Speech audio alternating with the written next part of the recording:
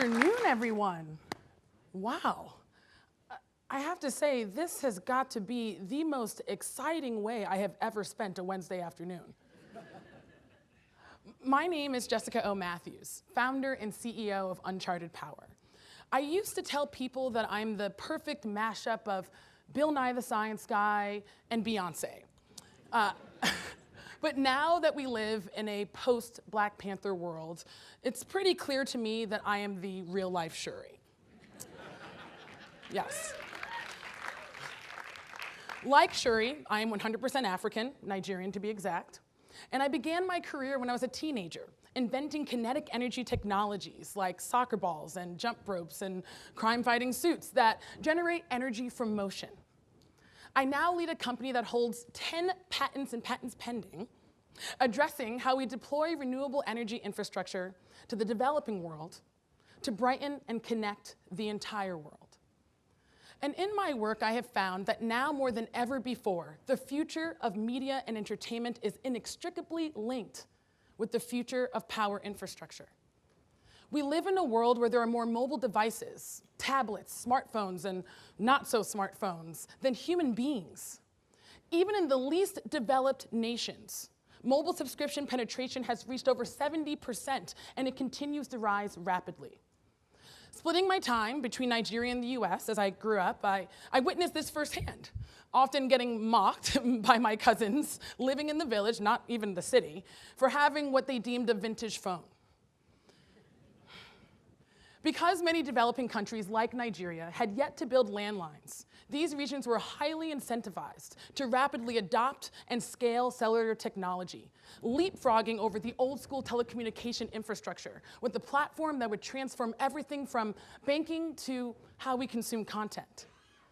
You see, when you're given the opportunity to innovate with a blank slate, you can dream of the world not as it is, but as it should be. The irony is that the majority of people living in a place like Nigeria still do not have reliable access to the electricity they need to charge these mobile devices. In fact, there are over 1 billion people on the planet still today that do not have access to reliable power.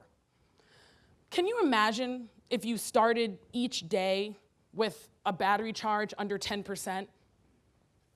I'll pause to let the trauma pass.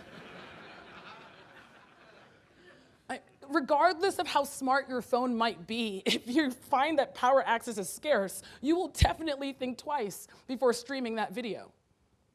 As a result, there are over 1 billion people who could be consuming content, but aren't, because a consistent source of power for something as simple as their cell phone isn't available.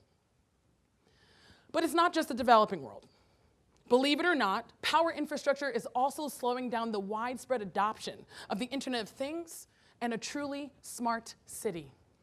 Futurists have romanticized the world that will be enabled by the advent of 5G, a world where sidewalks turn into multiplayer games or provide a guiding path whenever you need it, a world where we can basically holograph ourselves, right, to any place on the planet without any additional hardware, a world where from the moment you leave your home, you are immediately engaged, interacting with your environment with personalized content, games, and experiences that leave you feeling like every moment of your life was lived to the fullest, with your head up and your phone in your pocket. But what many have conveniently ignored is that in order for the IoT and 5G to work, we will need to embed microprocessors and antennas into everything around us, often in places where going in to change a battery really doesn't make sense and you really can't find a plug to go into the wall. Don't let these bright lights and seemingly convenient wall outlets here in the US fool you. The US grid is over 100 years old. It is literally the oldest, largest machine in the country, and it is in no way prepared to provide the consistently omnipresent power that we will need for everything around us to be a technologically enhanced experience. In fact, the American Society of Civil Engineers just gave our entire energy infrastructure a barely passing grade of D+. It will take $5 trillion to upgrade our existing system and trillions more to extend its reach to the 1 billion people I spoke of earlier who still do not have electricity. It is clear that power infrastructure is due for massive global disruption. just as mobile phones leapfrogged over landlines to become the platform of choice in both the developing and developed world. In the next 50 years, we will see a leap to modular, decentralized energy solutions. Our answer? The more infrastructure system. From afar, our system looks like a sidewalk or paver stone.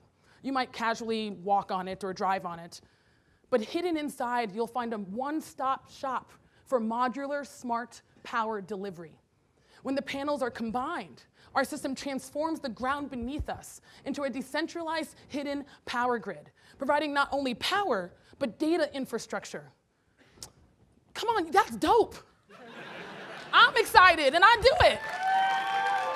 That is dope. The ground beneath us into a decentralized power plant, a decentralized data center. I'm talking about technology that allows us to affordably, flexibly, and conveniently deploy microgrids and peer-to-peer energy trading networks, providing power where you need it and when you need it.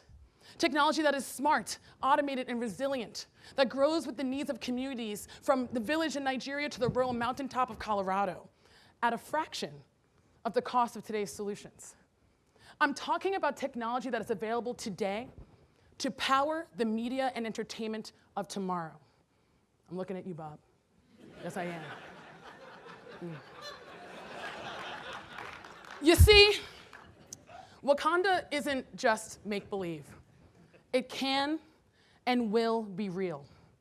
We just need to dream of the world not as it is, but as it should be. Thank you.